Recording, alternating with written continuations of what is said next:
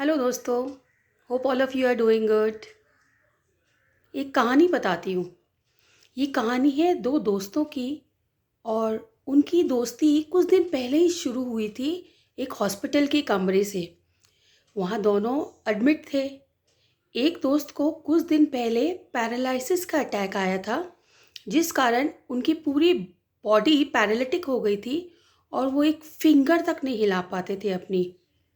सारे दिन वो कहते, मुझे कोई ऐसा इंजेक्शन दे दो कि मैं मर जाऊं।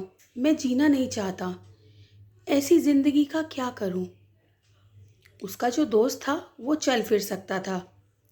रोज़ शाम वो क्या करते, उस कमरे में एक खिड़की थी, वहाँ जाकर खिड़की पर खड़े हो जाते और कहते, नीला आसमान, इतना खूबसूरत, इतनी ठंडी ठंडी हवा चल रही है, इतने अच्छे अच्छे पंछी उड़ रहे हैं, एक बहुत ही सुंदर बीच है और वहाँ बच्चे मिट्टी के खिलौने बना रहे हैं।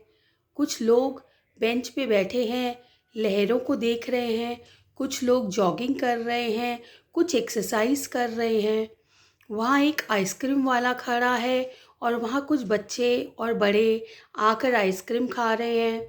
और सनसेट के समय वहाँ का पानी पूरा गोल्डन हो रहा है और बड़ा चमक रहा है।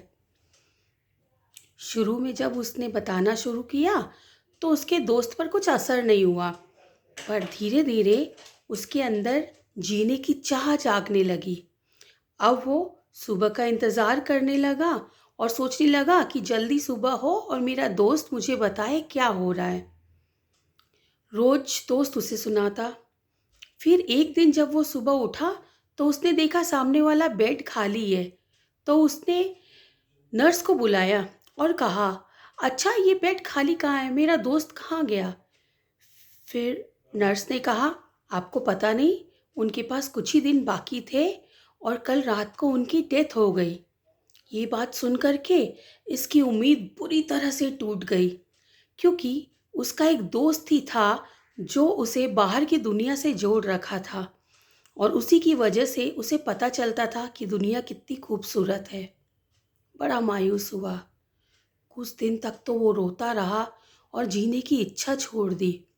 लेकिन दूसरे ही तरफ उसके अंदर कहीं ना कहीं एक नई चाह पैदा हो गई कि काश मरने से पहले एक बार मैं उस खिड़की के बाहर की दुनिया देख लूं।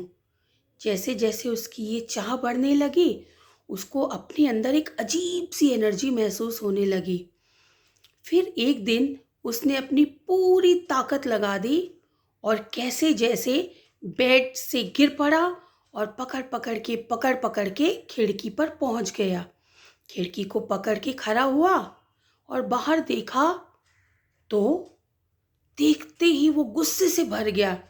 उसने जोर से नर्स को आवाज़ दिया और जैसे ही नर्स आई उसने नर्स से पूछा, ये तुमने क्या किया, ये खिड़की के बाहर तुमने काली दीवार क्यों खड़ी कर दी।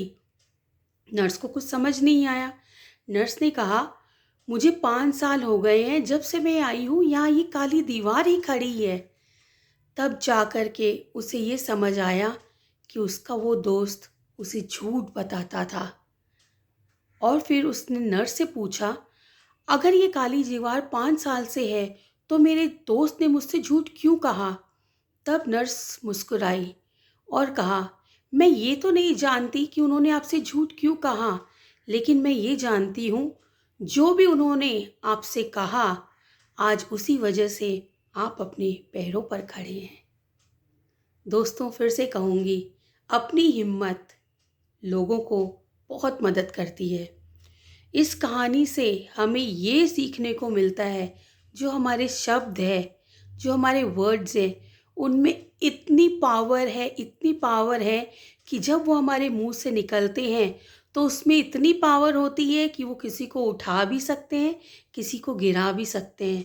तो अब ये हमारे ऊपर है कि हम अपने उस पावर को किसी के लिए यूज़ करते हैं या मिसयूज़ करते हैं। Stay motivated.